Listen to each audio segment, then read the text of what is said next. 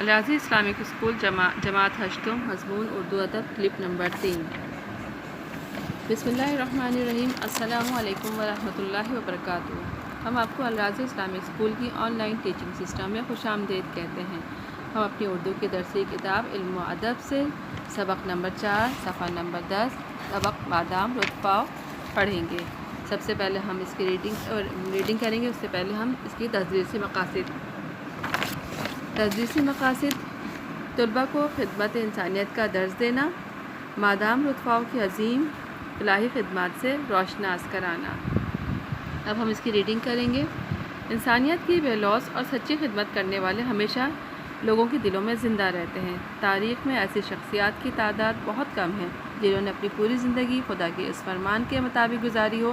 تاریخ میں ان ہستیوں کے نام آج بھی جگمگا رہے ہیں جو انسانیت کے لیے سچی اور بے لوث خدمت کر کے تاریخ انسانیت کے باب میں اپنا نام روشن کر گئے۔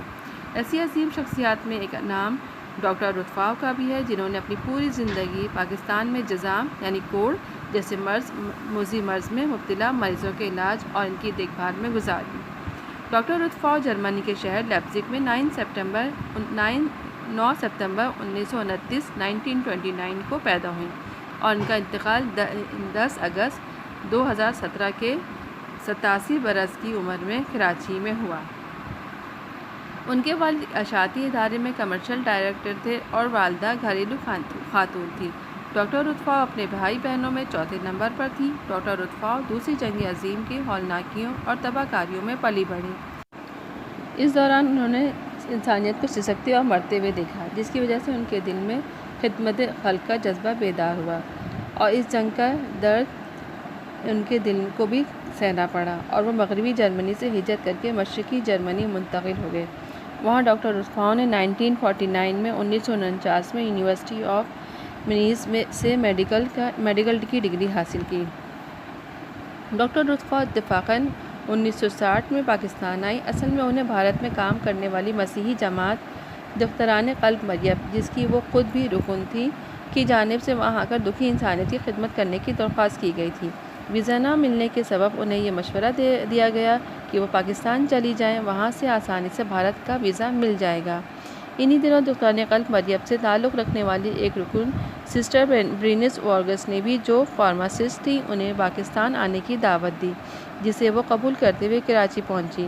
وہ برینس وارگس کے ساتھ اس امید پر ٹھہر گئیں کہ یہاں سے بآسانی بھارت جا سکیں گی۔ ایک دن انہوں نے ایک ایسا منظر دیکھا جس کی وجہ سے انہوں نے اپنی سہولتوں سے بھرپور آسائش اور آرام دہ زندگی کو ترک کر کے ہمیشہ کے لیے پاکستان میں رہنے کا فیصلہ کر لیا اور وہ اپنا ملک، گھر، خاندان، دوست، احباب کو چھوڑ چھاڑ یہیں کی ہو کر رہ گئیں اور پھر کبھی پیچھے مڑ کر نہیں دیکھا۔ ہوا یوں کہ ایک دن برینس وارگس ڈاکٹر لطفاؤ کو میکلوڈ روڈ، موجودہ آئی چند ریگا روڈ کے پیچھے ریلوے اسٹیشن کے پاس اس کچی بستی میں لے گئیں جہاں وہ جزام کے مریضوں کے علاج کے لیے جایا کرتی تھی۔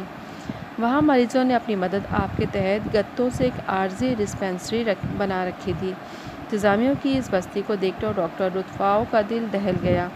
جھوپڑ بستی میں جگہ جگہ گندگی کے ڈھیر لگے تھے جن پر مکھیوں اور دوسرے حشرات کا بسیرا تھا۔ گلیوں میں جمع گندے پانی اور جزام کے مریضوں کے جسم سے اٹھتی ہوئی بدبو نے ماحول کو اور بھی وحشت زدہ کر دیا تھا۔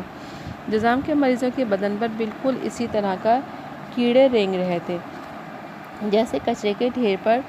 اس بستی میں 100 زائد مریض برسوں سے مقیم تھے۔ جزام کی وجہ سے ان کے ہاتھ، پیر اور دیگر اعضاء بالکل سن ہو چکے تھے۔ یہ سب لوگ اپنے گھر والوں اور معاشرے کے ٹھکرائے ہوئے تھے جن سے ہر شخص کراہیت محسوس کرتا تھا۔ انسانیت کی اس قدر تذلیل دیکھ کر ڈاکٹر لطفاؤ کو شدید رنج ہوا اور دل میں یہ خیال آیا کہ کیا ان سے زیادہ بھی کسی اور کو میری ضرورت ہو سکتی ہے۔ پھر انہوں نے بھارت جانے کا ارادہ ترک کر کے پاکستان میں رہ کر جزام کے مریضوں کا علاج کرنے کا فیصلہ کر لیا۔ ڈاکٹر لطفاؤ نے 1960 میں جزامیوں کی بستی میں جزام سینٹر قائم کیا جہاں انہوں نے جزام کے مریضوں کا مفت علاج شروع کیا۔ جزام کے مریض ہمدرد اور تیماردار ڈاکٹر کو حیرت سے دیکھتے ہوئے اور ان کے عزیز اپنے رویے پر نادم ہوتے، مگر انسانیت کے جذبے سے سرشار ڈاکٹر لطفاؤ نے نہ کوئی احسان جتایا، نہ کسی کی تذلیل کی۔ وہ بس اپنے کام میں مشغول رہیں اور ان کے علاج معالجے میں کوئی کسر نہیں چھوڑی۔ اپنے ہاتھوں سے مریضوں کے زخموں کو مرہم پٹی کی اور اپنے ہاتھوں سے انہیں دوا کھلائی۔ یہ ان کا معمول تھا کہ وہ ایسے تمام مریضوں کی ذمہ داری کرتی جنہیں ان کے اپنے بھی چھوڑ کر چلے گئے تھے۔ ڈاکٹر رتفاؤں نے ان کے سر پر ہاتھ رکھا۔ آگے چل کر اس کار خیر میں اور لوگ بھی ان کے ساتھ شریک ہوتے گئے اور اس نیکی کے کام میں ان کا ہاتھ بٹانے لگے۔ کچھ عرصے بعد ڈاکٹر صاحبہ نے کراچی میں میری ایڈیلیڈ لیپروسی سینٹر لکڑی کی کھوکھے نما جھوپڑی میں قائم کیا، جہاں چند رضاکاروں نے جمع شدہ ادویات اور کھانے پینے کی چیزوں کے ساتھ جذام میں مبتلا 124 افراد کے علاج سے اپنی خدمات کا آغاز کیا۔ کوڑے کے ڈھیر، ابلتے گٹروں، مچھروں اور مکھیوں سے بھری اس بستی میں جذام میں مبتلا زندگی سے مایوس مریضوں کو میری ایڈیلیڈ لیپروسی سینٹر کے رضاکاروں نے زندگی کا احساس دلایا اور ان مریضوں کا علاج کیا۔ آگے چل کر ڈاکٹر رتفاؤں نے جذام کے خلاف بڑے پیمانے پر کام کرنے کا فیصلہ کیا اور 1962 تک میری ایڈیلیڈ سینٹر کو ایک بڑے اسپتال کا روپ دے دیا گیا۔ اس کے ساتھ ہی ڈاکٹر رتفاؤں نے جذام کے خلاف آگاہی کے لیے سوشل ایکشن پروگرام کا بھی شروع کیا، جس کے لیے مخیر حضرات نے دل کھول کر چندہ دیا۔ پھر وہ ایک کے بعد ایک جذام سینٹر قائم کرتی چلی گئیں اور جذام میں مبتلا مریض نہ صرف صحت یاب ہوتے گئے بلکہ عام افراد ہی کی طرح زندگی کی دوڑ میں شامل ہوتے گئے۔ کراچی کے علاوہ پاکستان کے دوسرے علاقوں بلوچستان، پنجاب، خیبر پختونخوا، شمالی علاقہ جات آزاد کشمیر میں بھی لیپروسی کنٹرول سینٹر قائم کیے گئے۔ ڈاکٹر رتفاؤں خدمت خلق سے سرشار کبھی کراچی تو کبھی شمالی علاقہ جات اور کبھی بلوچستان میں ہوتی تو کبھی خیبر پختونخوا میں مریضوں کی دیکھ بھال کرتی نظر آتی تھیں۔ وہ نہایت بلند حوصلہ اور سخت محنت اور خدمت کا جذبہ رکھنے والی خاتون تھیں اور مرتے دم تک جذام کے خلاف مہم میں سرگرم عمل رہیں۔ ڈاکٹر رتفاؤں کی کوششوں سے پاکستان میں جذام جیسی موذی مرض کا خاتمہ ہو گیا اور آخرکار 1996 میں وہ دن آ گیا جب عالمی ادارہ صحت نے پاکستان کو ایشیا کے ان اولین ممالک میں شامل کیا جہاں جذام کے مریض پر کامیابی کے ساتھ قابو پایا گیا۔ حکومت پاکستان نے 1988 میں ڈاکٹر رتفاؤں کی خدمات کو خراج تحسین پیش کرتے ہوئے انہیں پاکستانی شہریت دی۔ اس کے علاوہ ستارہ قائد اعظم، ہلال امتیاز، ہلال پاکستان، جناح ایوارڈ اور نشان قائد اعظم سے نوازا گیا، جبکہ آغا خان یونیورسٹی کراچی نے ڈاکٹر آف سائنس کا اعزاز دیا۔ اس کے علاوہ انہیں صدر پاکستان کی جانب سے وفاقی مشیر برائے جذام بھی مقرر کیا گیا۔ اس منصب پر وہ 2001 تک فائز رہیں۔ جرمنی کی حکومت نے انہیں آرڈر آف میرٹ اور خاموش ہیرو کا بین الاقوامی میڈیا ایوارڈ بامبے بھی دیا، اور جس اسکول میں انہوں نے ابتدائی تعلیم حاصل کی تھی اسے ان کے نام سے منسوب کر دیا۔ حقیقت یہ ہے کہ ڈاکٹر رتفاؤں کا کام کسی ایوارڈ یا انعام کا محتاج نہیں۔ انہوں نے اس ملک کی جو بے لوث خدمت کی اسے کسی طور پر فراموش نہیں کیا جا سکتا۔ محض انسانیت کی خدمت کے لیے اپنا وطن، گھر، خاندان اور تمام تر آسانیاں قربان کر دینا آسان نہیں ہوتا، لیکن ڈاکٹر رتفاؤں نے ہمت اور خدمت خلق کے جذبے سے اسے بہت آسان بنا دیا۔ اگر ڈاکٹر رتفاؤں پاکستان میں سکون اختیار کرنے کا فیصلہ نہ کرتی تو شاید یہاں جذام کا مرض ختم ہی نہ ہوتا بلکہ اس میں اضافہ ہوتا جاتا اور لوگ یہاں آنے سے کتراتے۔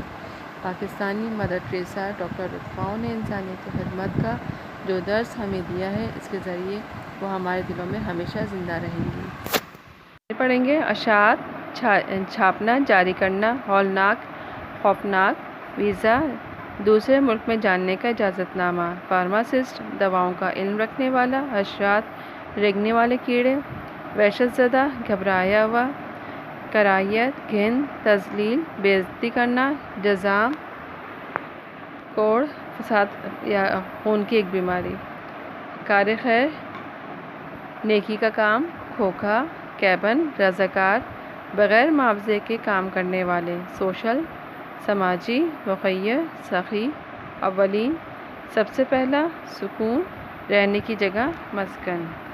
ہم نے اس سبق سے کیا سیکھا؟ ہم نے سبق سے سیکھا انسانیت کی خدمت ایک عظیم عبادت ہے۔ انسانیت کی خدمت کرنے والے ہمیشہ زندہ رہتے ہیں۔ کلاس 8 کے طلباء و طالبات، یہ تھا ہمارا آج کا سبق۔ ہم نے اس سبق میں ڈاکٹر لطفاؤ کی پوری زندگی کے بارے میں پڑھا کہ انہوں نے کس طرح انسانیت کی خدمت کرنے کے لیے اپنی پوری زندگی وقف کر دی۔ نہ صرف یہ کہ انہوں نے انسانیت کی خدمت کی، بلکہ پاکستان سے جذام یعنی کوڑ جیسی بیماری کا خاتمہ کیا۔ انہیں ان کی خدمات پر بہت سے ایوارڈ سے بھی نوازا گیا۔ اپنا بہت سا خیال رکھیے گا۔ اللہ حافظ۔